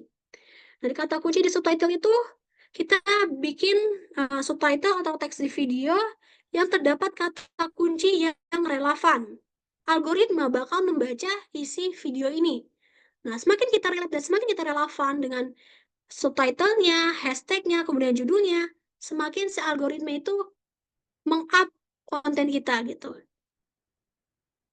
Di sini sesuai hashtagnya afirmasi positif, word affirmation, mindset positif, psikologi, motivasi, Shakira, COC, Clash of Champion, dan hashtag FVP. Saya kalau bikin konten itu selalu ada hashtag FVP, terutama konten-konten video reels ataupun konten-konten di TikTok saya selalu ada hashtag FVP di belakang. FYP tuh saya hashtagnya nggak pernah di depan, saya pakainya di belakang hashtagnya, nggak pernah di depan hashtag FYP. Kemudian kata kuncinya disesuaikan ya, sesuai dengan niche-nya. Niche saya itu tentang psikologi, berarti hashtag afirmasi positif, hashtag word affirmation, hashtag mindset positif, hashtag psikologi, motivasi, dan lain-lain. Jadi semuanya berkaitan dengan pemaksimalan kata kunci dari mulai judul, kemudian caption, kemudian hashtag. Kemudian kita harus analisis nih, konten apa sih lagi rame, orang mana sih yang lagi populer, supaya mendongkrak viralitasnya. Jadi kita nggak usah terlalu effort banget, jadi dia ngebantu sendiri gitu. Nah, di sini dilihat, nah di username-nya juga pakai kata kunci nih, belajar ilmu psikologi. Ini adalah kata kunci. Niche-nya adalah orang-orang yang mencari ilmu tentang psikologi. Nah, kalau kita di Instagram tuh, di Instagram, orang tidak mencari nama brand kita, tapi orang mencari apa yang mereka butuhkan, apa yang menjadi solusi bagi mereka. Jadi saya buat di sini adalah kata kuncinya adalah belajar ilmu psikologi. Nah, jadi orang tinggal ngetik nih ilmu psikologi. Oh, yang muncul adalah akun saya, akun yang saya kelola. Kemudian di sini ada kategori nih. Nah, kita ini sudah masuk ke optimasi ya. Nah, yang pertama, rekan-rekan harus setting nih di sini nih username-nya harus pakai kata kunci. Nah, pakai kata kunci, kemudian di sini kita jelasin nih di atas namanya username, Yang ini namanya username, kemudian di bawah ini namanya name nih, yang belajar psikologi umum, ini adult name. Kemudian kita buat di sini kategori. Saya buat di sini adalah kategori layanan kesehatan mental sesuai dengan niche-nya, sesuai dengan target audiensnya. Kemudian di bio-nya, saya jelasin nih akun seputar ilmu psikologi umum dan hipnoterapi. Saya ngasih tahu nih di akun ini, oh bahwa akun ini akun yang menjelaskan seputar ilmu psikologi umum dan juga hipnoterapi. Nah, di sini nanti orang tahu nih pas buka akun kita, oh ini akunnya tentang psikologi umum dan juga hipnoterapi. Bio itu sama aja kayak kartu nama, teman-teman. Nah, kartu nama. Jadi ketika orang melihat, pertama kali mereka melihat bionya. Oh, ini akun ini, seputar psikologi umum dan hipnoterapi. Kemudian di sini saya masukin linknya juga. Nanti kalau teman-teman jualan nih, punya link-link produk, teman-teman bisa masukkan linknya ke dalam bio-nya. Nah, di sini teman-teman harus buat highlight-nya. Ini highlight atau sorotan. Di sini dibikin sorotannya. Caranya teman-teman bikin story, kemudian teman-teman masukin ke dalam sorotan. Nah, di sini sorotannya ada cover sorotannya, teman-teman bisa cari di Canva, ketik aja eh, highlight, cover highlight di Canva, bisa dicari. Nah, di sini fungsinya pasti story, fungsinya highlight atau sorotan, fungsinya adalah memudahkan orang yang mager, orang yang nggak mau ribet. Jadi orang nggak mau nge-scroll nih ke bawah nih. Jadi dia ngelihat cuma ngeklik di highlight atau di sorotannya. Yang bulat-bulat ini namanya sorotan atau highlight. Kemudian di bawah ada feed. Feed. Feednya lihat nih. Di sini feednya ada warna merah, ada warna putih, selang-seling ya. Nah, teman-teman bisa buat nih feednya warnanya. Warnanya mau senada atau selang-seling. Nah, di sini bisa kelihatan saya warnanya buat selang-seling ya. Ada warna putih, merah, putih, merah, putih, merah. Di sini saya atur feednya warnanya sesuai dengan warna dari logonya. Misalnya logo teman-teman itu warnanya gold. Nah, berarti nanti buat feednya warnanya gold. Misalnya warna logonya gold dan putih. Jadi feednya bikinnya gold, putih. Jadi diselang-seling. Nah, itu cara kita Ini ya. bikin feed biar tampil lebih menarik. Oke, sejauh ini paham? Apakah ada yang tanyakan? Boleh ketik. Kalau boleh dilanjut, silahkan ketik di kolom komentar lanjut. Boleh ketik di kolom chatnya. Lanjut.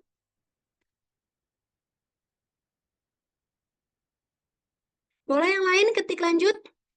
Oke, masih pantengin ya. Ketik lanjut. Nah, di sini kita harus fungsinya untuk mengoptimasi. Optimasi kita ibarat Instagram itu adalah etalasenya. Etalase sebuah toko.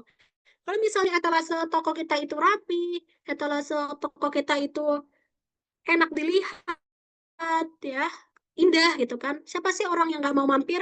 Ibaratnya seperti itu. Kita misalnya ke restoran nih, dekorasi restorannya bagus nih. Oh, kita jadi penasaran buat masuk ke dalam gitu. Ada spot-spot fotonya dan lain-lainnya. Nah, sama kayak Instagram.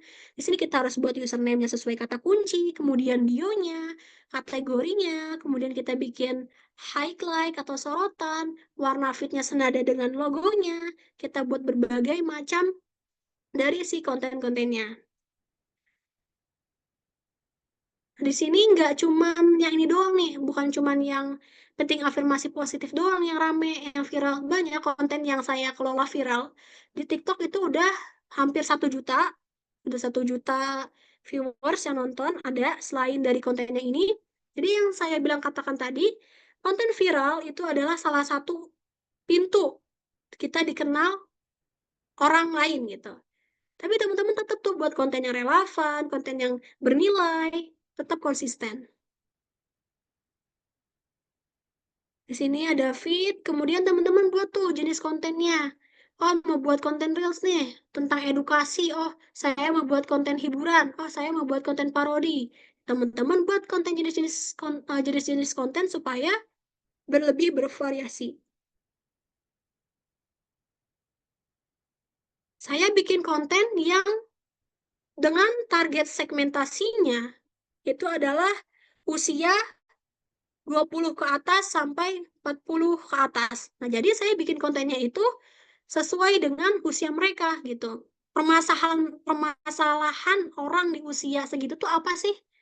Oh, permasalahannya usia anak-anak muda. Biasanya anak muda jadi korban keluarga yang broken home. Oh, berarti target market saya kan orang anak muda. Berarti saya bikin target market untuk keluarga broken home. Nah, saya bikin yang relate nih. Nah, di sini kontennya dibuat. Nah, saya kan target audiensnya juga orang-orang dengan usia 30 ke atas atau 45-an. Oh, berarti saya bikin konten tentang parenting gitu. Jadi dari segmentasi, targeting, psikografi, wilayah, nah itu harus disesuaikan. Jadi pada intinya saya untuk viral itu kontennya saya bermain di kata kunci.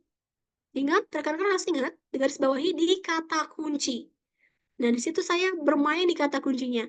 Saya bikin hashtag, saya bikin subtitle, saya bikin username, saya bikin caption yang kata kuncinya diulang-ulang, kata kuncinya yang relevan. Jadi seperti itu. Nah, jadi teman-teman membuat mau lihat lebih jelas lagi bisa dibuka aja akunnya dan belajar ilmu psikologi. Ini beneran saya itu awalnya cuma 5.000 followers, ketika konten itu viral langsung naik cuman 2 hari sampai 3 hari langsung naik ke belasan followers gitu tanpa iklan. Jadi hampir semua konten yang saya kelola di Belajar Ilmu Psikologi itu secara organik. Saya tidak mengiklankan di Instagram konten-kontennya. Saya memperkuat di kata kunci dan juga isi dari kontennya. Kalau di TikTok, saya itu main iklan. Kalau di Instagram, saya sama sekali tidak bermain iklan. Jadi saya mainnya adalah benar-benar organik dan pemaksimalan kata kunci.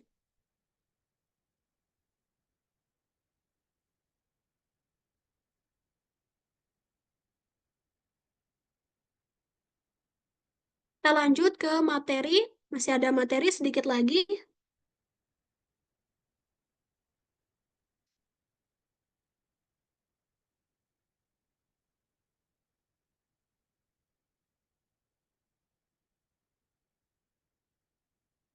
Ini dia faktor 5 faktor Reels ini tembus sampai 10,2 juta viewers. Pertama adalah judulnya. Di sini optimasi kesesuaian dan diulang-ulang kata kunci pada hashtag, judul, caption, subtitle atau teks pada video dan username Instagram. Judul. Judul yang mengandung kata kunci yang relevan membantu algoritma memahami isi konten Anda. Algoritma kemudian menilai konten ini sesuai dengan minat atau pencarian dari pengguna. Kemudian caption. Caption yang menarik dan menggunakan kata kunci dapat mendorong audiens untuk berinteraksi dengan konten Anda. Interaksi tinggi menunjukkan kepada algoritma bahwa konten Anda menarik. Kemudian subtitle atau teks pada video. Teks dan subtitle dengan kata kunci yang relevan membantu algoritma memahami isi konten Anda. Kemudian username Instagram. Username yang mengandung kata kunci relevan membantu audiens menemukan akun Anda saat mencari topik atau niche. Niche itu adalah minat atau kebutuhan dari target audiens. Username-nya, misalnya teman-teman jualan produk herbal. Berarti minatnya atau niche-nya apa? Orang-orang, para lansia, atau yang berusia 45 tahun ke atas, yang membutuhkan suplemen kesehatan untuk kembali lebih bugar lagi. Jadi username Instagramnya, topik kontennya sesuai dengan niche-nya, sesuai dengan minat atau kebutuhan dari target audiensnya.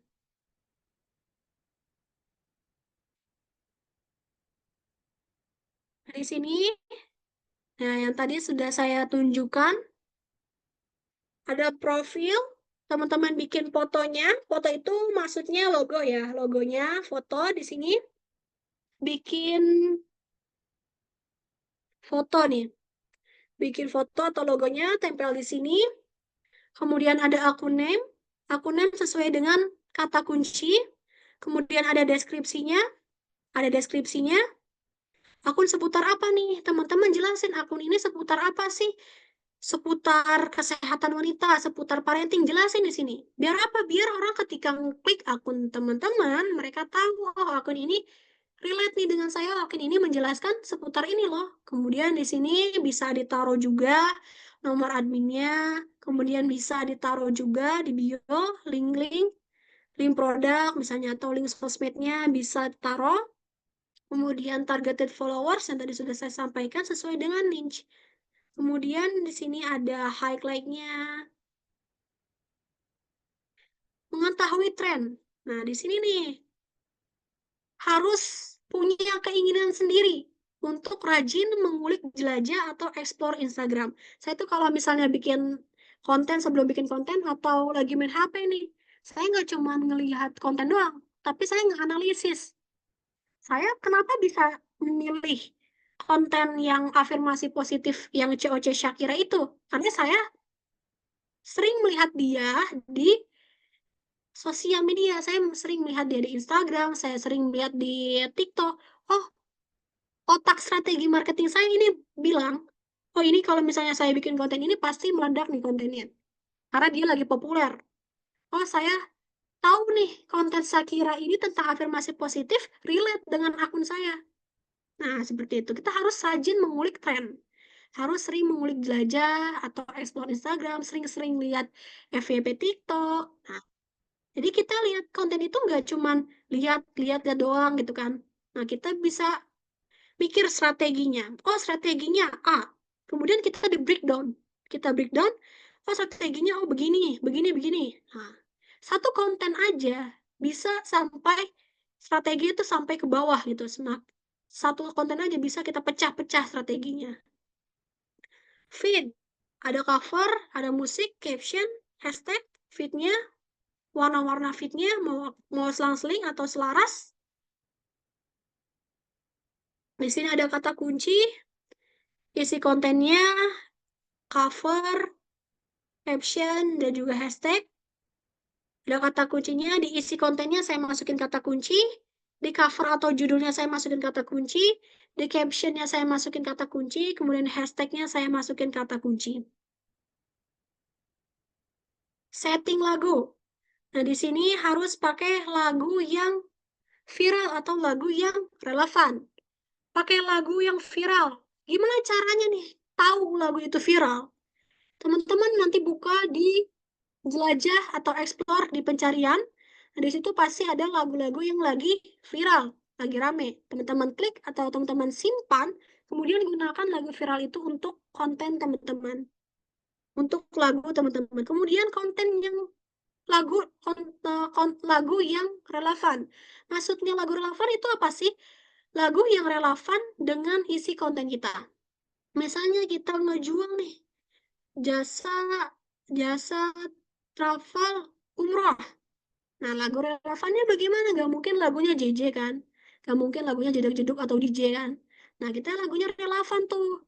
Lagunya tentang Islami, lagunya tentang religi. Itu supaya apa? Supaya konten kita itu di-up, konten kita itu naik. Jadi dia relevan gitu lagunya. Kalau misalnya kayak saya nih psikologi nih, saya bikin pilih sound yang isinya adalah lagu galau-galau. Saya pakai lagu yang nangis, bikin nangis gitu, bikin mellow. Kemudian saya pakai lagu yang membangkitkan semangat gitu kan. Itu pakai lagu yang relevan. Content is king. Content is king. Kenapa disebut dengan content is king? Mungkin ada yang ingin memberikan pendapat di sini? Boleh? Ada Kak Eko saja nih, Kak Eko. Kak Eko. Halo Kak Eko. Halo, ada Kak Eko, ada di situ. Masih ada, masih memperhatikan? Ada Kak Eka Ferliana. Halo Kak Eka. Kak Eka Ferliana. Boleh? Kak Rizky Pratama. Ayo, siapa yang mau berpendapat apa sih konten is king? Ayo di sini boleh deh. Kalau itu di kolom chat Mungkin ada yang mau berpendapat konten is king itu apa sih? Boleh di kolom komentar ya, silakan di chat. Konten is king itu apa sih maksudnya? Boleh?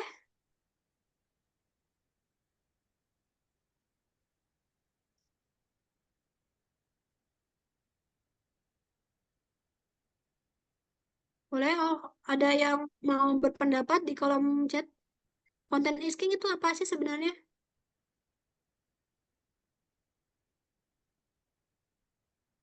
Oke ya, jadi saya jelaskan. Konten is king nih, menurut dari si Bill Gates. Konten is king, konten adalah raja. Kita dengan hanya sebuah satu konten, kita bisa bikin brand awareness, kita bisa terjadinya selling atau penjualan, kita bisa terjadinya branding, cuman karena hanya satu konten. Satu konten yang viral kayak tadi, itu bisa bikin kita makin dikenal, brand kita makin dikenal, produk kita makin dikenal, brand awareness kita makin dikenal. Strategi saya di belajar ilmu psikologi, saya selama 6 bulan. Selama 6 bulan belum jualan. Tapi saya fokus 6 bulan itu adalah membangun branding. Jadi saya nggak jualan dulu.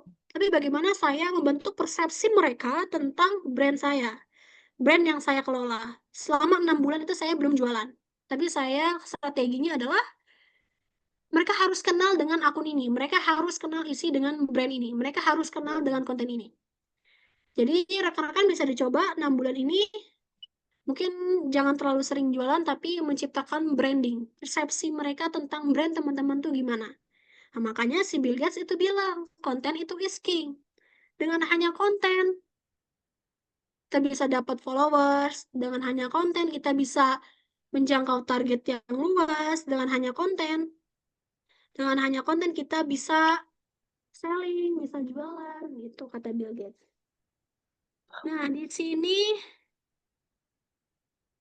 ada penjelasan nih, kenapa harus konten video. Kenapa sih kita harus konten video? Kenapa alasannya kita harus konten video? Nah, manusia itu jenis kecerdasan atau tipe manusia itu banyak. Ada yang tipenya, ada yang tipenya suka yang lihat tulisan aja, ada tipenya yang suka lihat visual, lihat gambar, lihat suara. Kalau orang yang suka mendengar, mendengar itu disebut dengan auditori. Kemudian ada orang yang suka dengan visual. Itu orang yang suka lihat gambar-gambar, tulisan. Nah, itu kita kenapa harus video? Nah, di dalam satu video itu kita mencakup semua aspek. Kita bisa menjangkau orang yang suka visual, melihat tulisan, gambar. Kita bisa menjangkau orang yang suka dengan audio atau musik. Kita bisa menjangkau orang-orang yang suka mendengarkan lagu. Kemudian kenapa harus konten video? Di konten video kita bisa tahu nih lebih jelas tentang produknya. Kita bisa lihat spesifikasi produknya bagaimana. Kita bisa melihat secara langsung gitu si mbaknya atau si sellernya. Kita bisa lihat dia ngejelasinnya bagaimana dari konten video. Kita bisa mendengarkan dan sebagainya. Jadi konten video atau konten reels itu sangat direkomendasikan untuk dibuat. Boleh teman-teman bikin konten feed gak apa-apa, konten carousel gak apa-apa. Nah, ini saya akan berkaitan dengan riset saya. Riset saya yang konten Instagram dan juga TikTok. Ternyata konten yang lebih banyak itu adalah yang maksudnya satu adalah konten yang paling tertinggi adalah konten video. Disusul dengan konten kedua adalah konten carousel. Ternyata sekarang habitnya orang-orang itu suka konten yang carousel. Konten carousel itu apa sih? Konten yang geser-geser gambarnya. Nah, itu konten carousel namanya. Ternyata orang suka sekarang konten yang digeser gambarnya carousel. Nah, jadi saya tahu tuh, saya riset kompetitor saya. Kompetitor saya adalah 1%. benchmarking namanya. Benchmarking adalah saya melihat kompetitor nih, akunnya, kontennya. Oh, kompetitor saya adalah 1%. Saya lihat konten 1% tuh kayak gimana. Oh, kontennya carousel nih. Oh, kontennya tentang ini. Saya bikin strategi saya sendiri. Oh, ternyata di kompetitor sebelah 1% itu, 1% official tentang psikologi, dia ngebahas tentang ini loh. Oh, dia lebih banyak bikin carousel loh.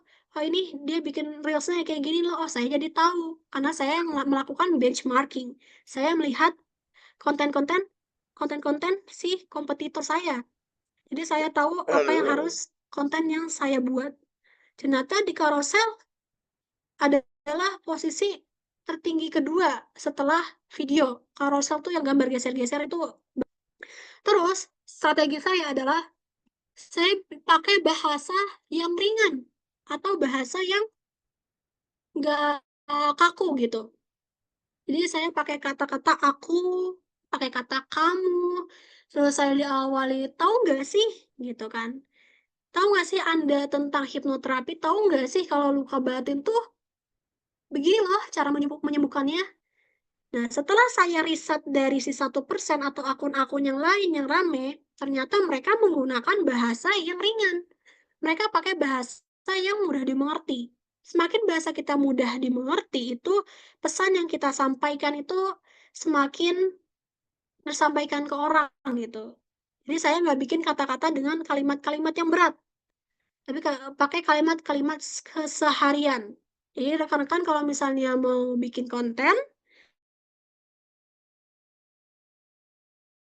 sehari-hari. Sebelum saya meriset bahwa konten yang pakai bahasa yang ringan itu lebih ramai, saya sebelumnya tuh pakai bahasa-bahasa yang ilmiah banget, bahasa-bahasa yang teoritis banget, bahasa-bahasa yang menjual banget. Oh, ternyata menggunakan menggunakan bahasa atau cara penyampaian yang menggunakan bahasa yang tinggi, bahasa yang sangat selling dan bahasa yang susah dipahami, justru kontennya itu nggak rame. Justru konten yang lebih simpel cara menyampaikannya, itu semakin ramai kontennya. Jadi saya kesananya tuh, untuk kedepannya saya bikin konten dengan bahasa-bahasa yang mudah dimengerti. Aku, kamu, kayak ini nih, kayak kita mengajak, saya mengandaikan bahwa saya adalah teman Anda. Jadi saya teman Anda, saya memberikan informasi atau edukasi kepada Anda dengan bahasa yang mudah dipahami. Jadi seperti itu. Jadi jangan terlalu bahasa yang teoritis atau yang terlalu menjual atau marketing. Jadi pakai bahasa yang mudah dipahami.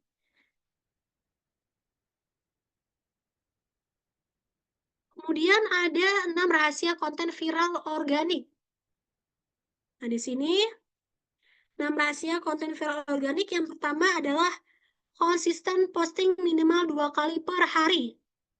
Nah, saya lakukan 2 konten per hari.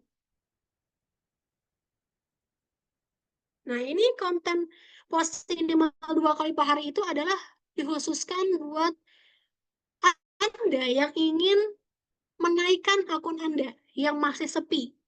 Konsisten minimal 2 kali. Supaya apa? Supaya sosmed si sosmed ini membaca algoritma akun Anda, akun kalian, akun teman-teman semua. Mereka membaca nih, oh dia konsisten nih postingnya, berarti dia niat berbagi ilmu. Oh, karena kita rutin konsisten,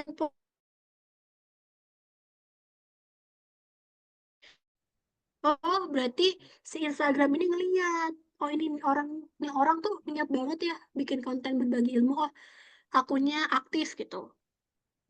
Sedangkan kalau misalnya rekan-rekan sudah rame nih akunnya nih, kayak saya nih udah yang tadi dikelola sudah 28,3 ribu, saya nggak sering-sering upload, tapi saya lebih bermain di story, bermain di cerita, di status nih, di statusnya. Saya bermain di statusnya, di story-nya. Jadi saya nggak, ketika akun saya sudah rame, justru saya nggak sering posting gitu. Jadi bisa satu kali cuma satu. Karena apa? Karena semakin banyaknya si followers, kalau kita semakin nge-spam, semakin banyak nge-upload, itu justru dia ngebaca adalah nge-spam. Akun kita tuh nge-spam, kita nge-upload nge-spam gitu. Makanya nanti takutnya khawatir di unfollow. Maka solusi yang saya lakukan adalah saya perbanyak di story. Nah, itu berkaitan dengan kebiasaan pengguna Instagram sekarang. Mereka lebih suka di story. Mereka lebih suka nge-scroll-scroll. Mereka lebih suka nge-tap-tap. Itu yang saya pelajari bahwa di tahun 2024 ini, kebiasaan pengguna user Instagram adalah melihat story atau cerita. Kalau teman-teman ingin mengembangkan akunnya lebih dikenal atau akun yang belum rame, itu silakan konsisten posting minimal 2 kali. Sedangkan kalau misalnya sudah ramai seperti saya, bisa dikurangin 1 kali per hari. Takutnya dianggap spam oleh followers. Kemudian menggunakan sound viral atau relevan dengan isi konten. Nih, harus relevan nih. Tadi saya sudah ton lagu yang relevan tuh kayak gimana sih? Nah, ini contohnya. Ntar saya screen. Nah, ini contohnya konten ini. Nggak ada lagunya ya. Ntar. Konten yang lain deh. Reels. Nih,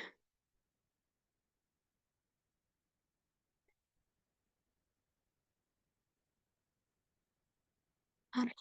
Mana ya?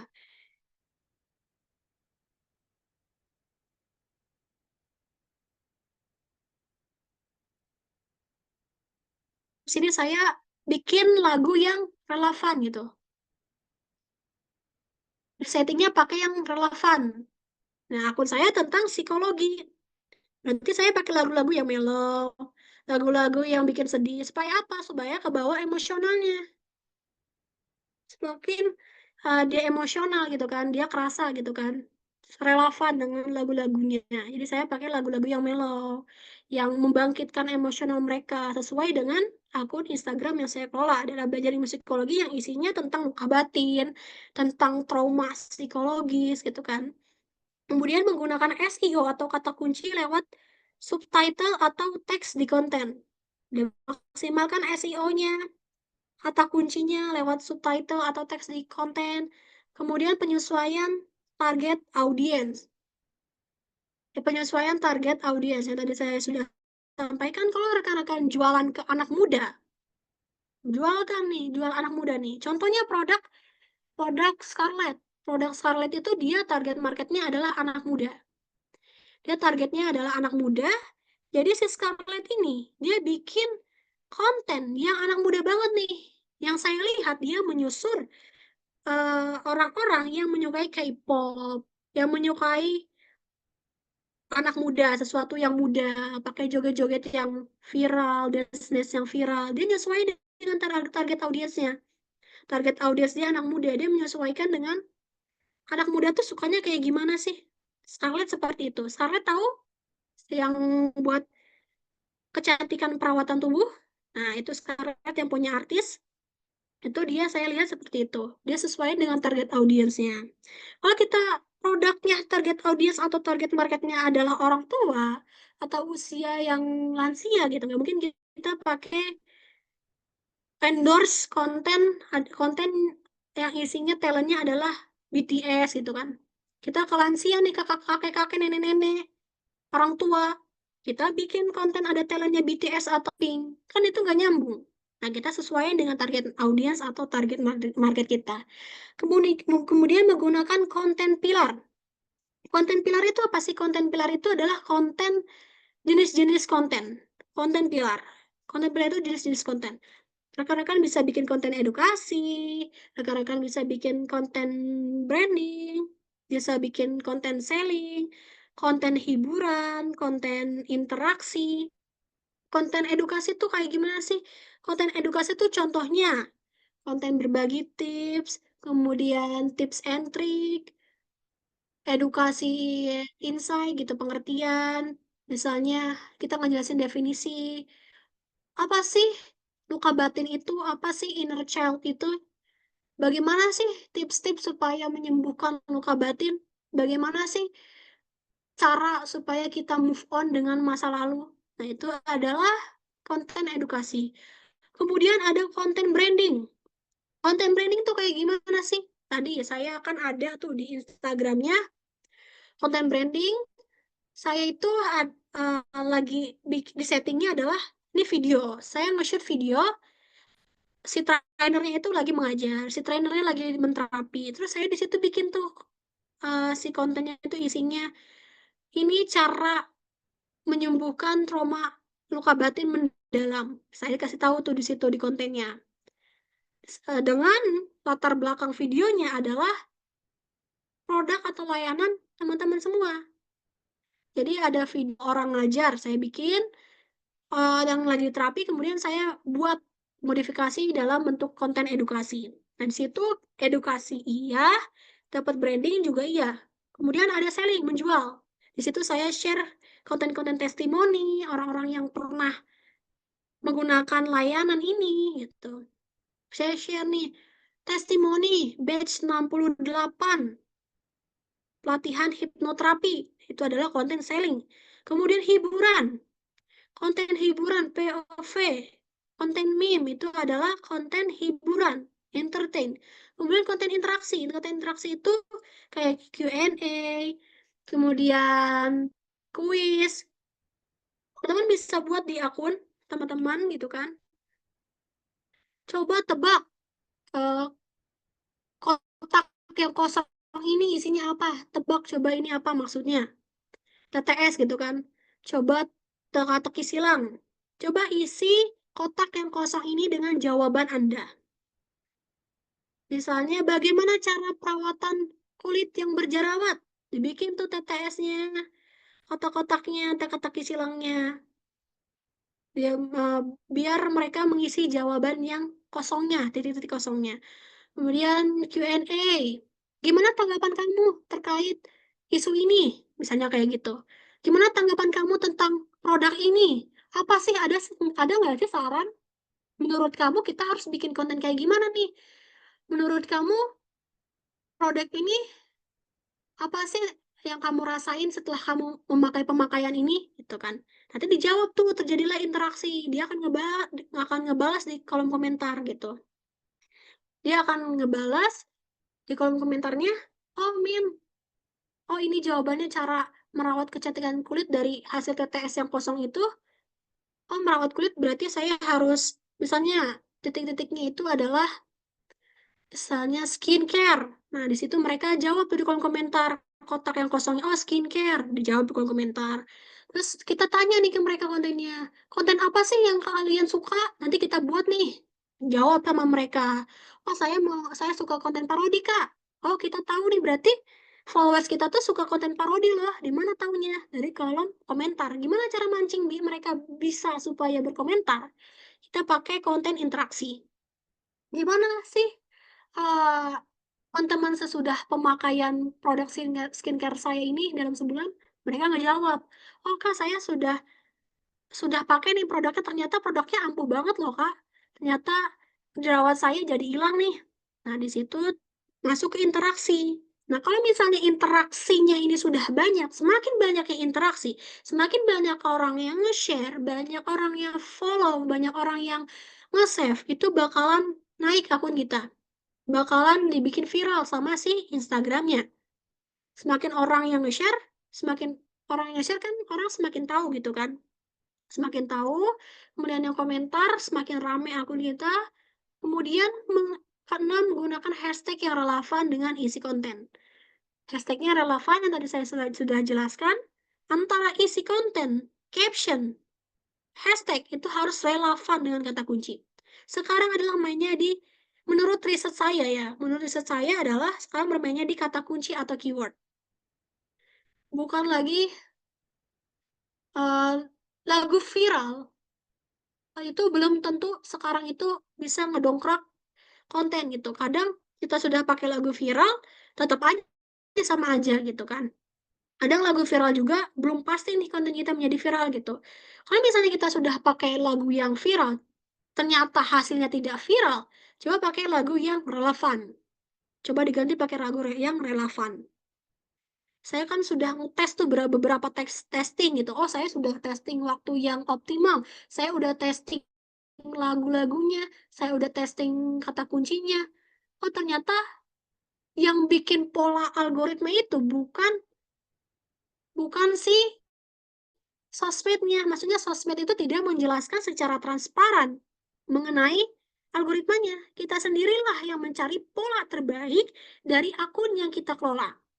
Saya waktu itu nyoba nih, saya posting. Kalau kata orang mah secara teori harus upload di jam 1 siang karena orang lagi istirahat kerja. Saya posting lah upload itu konten. Ternyata nggak juga tuh konten saya nggak rame. Wah, ternyata di akun saya nih nggak cocok nih, nggak masuk nih strategi di jam jadi jamnya gitu kan. Wah, saya ganti lagi strateginya. Saya ganti lagi di pemaksimalan kata kunci. Saya bikin kata kunci di hashtag disesuaikan, caption disesuaikan, subtitle disesuaikan. Oh, ternyata ini efektif loh polanya. Kata kunci, oh ternyata akun saya ini efektif pola algoritmanya adalah di kata kunci.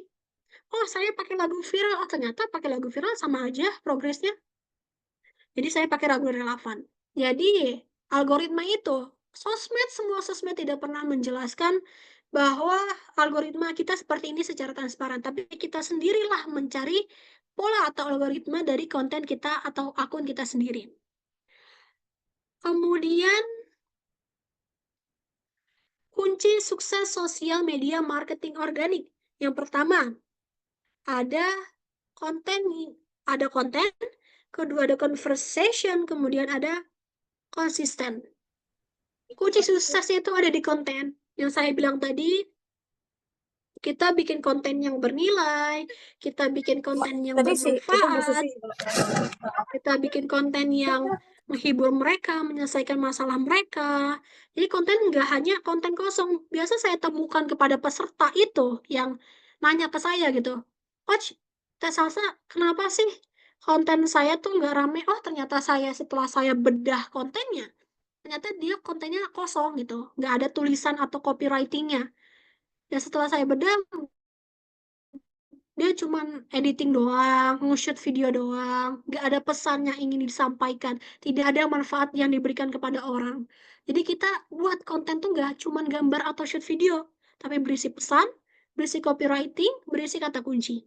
Kemudian conversation, kita buat interaksi, kita melakukan konversasi, komunikasi dengan mereka. Percuma juga kalau misalnya konten kita bikin konten tapi tidak adanya interaksi, tidak ada yang komen gitu kan. Gimana caranya otak strategi kita ini mancing mereka untuk mengkomunikasi dengan kita. Kemudian konsisten. Ada dari prinsip dari Jepang namanya namanya Kaizen. Kaizen itu prinsip Kaizen adalah 1% itu lebih better atau lebih baik secara secara konsisten daripada kita mengerjakan sesuatu menunggu sempurna, menunggu 100%. 100% secara konsisten. Kalau kita melakukan sesuatu walaupun hanya 1%, itu akan berdampak efek yang besar. Sedangkan daripada kita tidak melakukan 1% itu gitu. Jadi teman-teman kalau sudah bikin konten, konsisten nih, oh tiap hari nge-upload 2 konten per hari gitu kan. Di-upload terus, polanya seperti apa, pola-polanya dicari gitu. Saya waktu itu benar-benar awalnya dari nol akun gitu. Terus saya belajar di SBDM, private waktu itu, membernya SBDM. Saya private, diajarin sama Coach Erwin waktu itu. Saya dijelasin dari dasarnya bagaimana, kemudian saya kembangkan skillnya, saya cari pola dan algoritma sendiri dengan otak strategi saya gitu. Konsisten terus, konsisten cari pola terbaiknya bagaimana, konsisten upload, konsisten memberikan manfaat, konsisten memberikan konten yang bernilai. Nah, itu adalah kunci sukses sosial media marketing organik. Nah, teman-teman juga harus tahu nih, kalau organik itu adalah yang tidak berbayar. Jadi gratis. Jadi rekan-rekan harus sabar dalam sosial media marketing organik ini. Kadang konten kita sepi, ya itu konsisten posting aja, konsisten posting gitu kan. Itu kunci sukses sosial media marketing organik. Nah, yang terakhir nih, dari saya nih quotes-nya, viralitas konten itu bonus, konten bernilai dan relevan itu harus. Nah, itu adalah quotes dari saya. Jadi konten itu adalah viralitas itu adalah bonus gitu. Bonus dari sosial media yang dikasih oleh sosial media. Tapi untuk membuat konten bernilai dan memberikan manfaat dan juga relevan itu harus. Oh, nah cukup sekian dari saya materinya. Bentar lagi juga ada masuk ke sesi tanya jawab.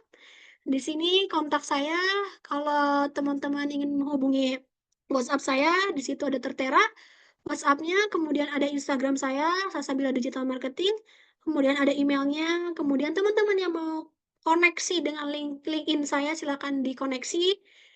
Namanya Salsabila Azahra. Nah, cari aja di LinkedIn, di connect. Nah, saya ada di LinkedIn. Cukup sekian dari saya. Jadi kalau teman-teman ingin bertanya mengenai sosial media marketing organik, cara bikin konten, silakan chat di nomor saya yang di grup atau nomor yang tertera di sini. Oke, cukup sekian dari saya untuk materi malam ini. Saya serahkan kepada MC Kak Jovi untuk masuk ke sesi Q&A atau tanya jawab. Oke, Baik, terima terima kasih kasih Kak rekan-rekan semua. Salsabila. Baik, kita masuk ya ke segmennya Q&A. Ini Kak, dari tadi udah ada juga nih yang bertanya. Kita lihat nih. Ini ada dari, aduh banyak juga nih.